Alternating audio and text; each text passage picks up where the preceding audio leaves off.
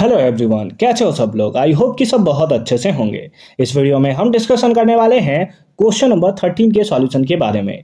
अगर आपने इसे प्रीवियस वीडियो अभी तक नहीं देखा, साथ ही साथ आने वाले वीडियोस का सॉल्यूशन देखना चाहते हो, तो कंप्लीट प्लेलिस्ट का लिंक मिलेगा आपको डिस्क्रिप्शन में। तो एक बार डिस्क्रिप्शन आप जरूर चेक कर लोगे। साथ ही साथ अभी तक हमें टेलीग्राम पे ज्वाइन नहीं किया तो फटाफट से हमें टेलीग्राम पे ज्वाइन कर लोगे। अब ये क्वेश्चन जो है वो थोड़ा सा इसमें हमें एरर देखने को मिलता है ना। तो ये क्या एरर है, कैसे इसका सॉल्यूशन होगा, सब देखते हैं। ठीक है, अगर आप डायरेक्ट इस क्वेश्चन को ढूंढते हुए आए हो तो बहुत सही वीडियो पे आए हो आप। ठीक है, चलो आ जाओ। A circle with radius 6 centimetre is shown below. एक सर्कल है जिसका रेडियस दिया है 6 सेंटीमीटर, फिगर में भी हमें दिख रहा है। The area of shaded region in the circle is the area of the circle. देखो यहीं पे गलत इसने किया है। क्या बोल रहा है कि जो एरिया ऑफ साइडेड रीजन है ना, जो एरिया ऑफ साइडेड रीजन है, ये जो ब्लैक वाला पार्ट आपको दिखाई दे रहा है, ये जो है इक्वल है एरिया ऑफ सर्कल के। ऐसा कोई सेंस होता है? कोई भी सेंस है इस बात का कि ये शेडेड रीजन का जो एरिया है सर्कल के एरिया के इक्वल हो जाएगा? भाई उसका एक पार्ट है, तो कहीं ना कहीं हमें क्या देखने को मिलेगा कि उसका एक पार्ट आपको देखने को मिलेगा, है ना। इक्वल हो जाए दोनों का एरिया, ये तो बहुत मतलब बेवकूफ जैसा बात कर रहा है। क्या बात कर रहा है? ये कहना चाहता है कि area area of shaded region, है ना, या shaded portion, area of shaded region जो होगा वो इक्वल होगा किसके? इक्वल होगा, that is area of circle के। क्या बोलना चाहता है कि ये जो इसका एरिया जो होगा वो एरिया ऑफ सर्कल के इक्वल होगा, जो कि एकदम सरासर बेवकूफ जैसा बात कर रहा है। ठीक है, तो सर फिर इसमें इसका सॉल्यूशन कैसे मिलेगा? अगर आप क्वेश्चन भी थोड़ा अच्छे से पढ़ो ना, तो यहां पर आपको दिया क्या हुआ है, यहां पर हमें दिया है कि area of shaded region in the circle is of the area of circle. मतलब कुछ लिखना चाहता होगा, 1/3 लिखना चाहता होगा, 1/4 लिखना चाहता होगा, 1/5 लिखना चाहता होगा, 2/7 लिखना चाहता, कुछ भी लिखना चाहता होगा, तभी इसने ऑफ लगाया है। यानी कि यहां के पास जो है, यहां के पास इसने कुछ तो मिसिंग किया है। ठीक है, अगर आप इसके सॉल्यूशन को चेक करने जाओ, है ना, 13 पार्ट का अगर आप मार्किंग स्कीम में आंसर देखने जाओ तो वो आपको ऑप्शन नंबर ए दिखाता है कि ऑप्शन नंबर ए है। तो फिर हमने क्या किया कि अच्छे तरीके से इसको सॉल्व किया, अलग अलग वैल्यू पे इसको सॉल्व किया। तो उस बेसिस पे जो हमारे पास नंबर आया ना, वो आया 5/9। कितना आया? 5/9। यानी कि ये कहना क्या चाहता था? ये कहना चाहता था कि जो एरिया ऑफ साइडेड रीजन है वो 5/9 है एरिया ऑफ सर्कल के, है ना। यानी कि एरिया ऑफ साइडेड रीजन क्या होगा? 5/9 होगा।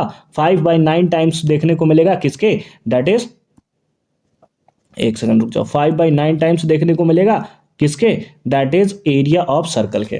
ठीक है, अब इसके बेसिस पे अगर आप सॉल्व करोगे तो ऑप्शन नंबर ए आपको मिल जाएगा। ठीक है, तो यही 5/9 इसने क्या कर दिया था? मिसिंग कर दिया था। आ जाओ सॉल्व करते हैं। एरिया ऑफ साइडेड रीजन निकालोगे। एरिया ऑफ साइडेड रीजन क्या होता है बताओ? तो ये होता है θ/360 πr², यही होता है πr² इज इक्वल्स टू क्या हो जाएगा? 5/9। Area of circle, area of circle क्या होता है? πr²। ठीक है, अगर यहां पर आप देखो तो πr² से πr² हमारा मर गया, है ना। πr² से πr² मर गया। 9 के टेबल में कैंसिल करो तो 40 टाइम्स में आ जाएगा। तो इस बेसिस पे थीटा कितना आ जाएगा? 45/200। कितना आ जाएगा? 200 डिग्री। ये आपको देखने को मिलेगा किसका वैल्यू? दैट इज थीटा का वैल्यू आपको देखने को मिलेगा, है ना। थीटा का वैल्यू आपको देखने को मिलेगा। नो हमसे क्या पूछा है? Length of the circle minor arc. Minor arc कौन सा पार्ट आपको देखने को मिल रहा है? ठीक है, इसको मिटा दूं मैं। चलो, माइनर आर्क कौन सा देखने को मिल रहा है? तो आप बोलोगे सर ये वाला पार्ट जो व्हाइट व्हाइट दिख रहा है ना, ये वाला पार्ट हमारा है माइनर आर्क। ये वाला पार्ट हमारा क्या है? माइनर आर्क हमें देखने को मिल रहा है, ये वाला पोर्शन। चलो ठीक है, ये वाला पोर्शन माइनर आर्क हो गया। तो इसका क्या निकालना है? लेंथ ऑफ द सर्कल, है ना, ऑफ माइनर आर्क। तो हम लोग सिंपल फॉर्म में लिख देंगे। क्या लिखेंगे? लेंथ ऑफ माइनर आर्क, है ना, लेंथ ऑफ माइनर आर्क। इसका वैल्यू कितना होगा? चलो आ जाओ, पुट कर देते हैं इसका वैल्यू। फॉर्मूला बता दो पहले क्या होगा। फॉर्मूला होता है हमारे पास, दैट इज θ/360 2πr। यही होता है θ/360 2πr। ये हमें देखने को मिलता है। वैल्यू देखो तो पाई के टर्म्स में ही है सारा। ऑप्शन में चेक करो तो थीटा का वैल्यू पुट कर दो। कितना पुट कर दोगे, है ना, कितना पुट कर दोगे?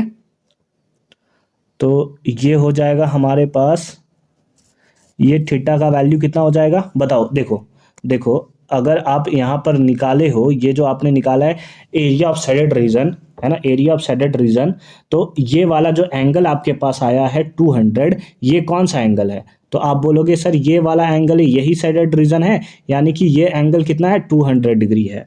तो अगर आपको इस वाले का निकालना है एंगल कितना होगा, तो 360, टोटल एंगल कितना होता है 360, 360 में से 200 माइनस करोगे तो कितना आ जाएगा 160 आ जाएगा, यानी कि ये वाला एंगल कितना होगा 160 डिग्री हमें देखने को मिलेगा।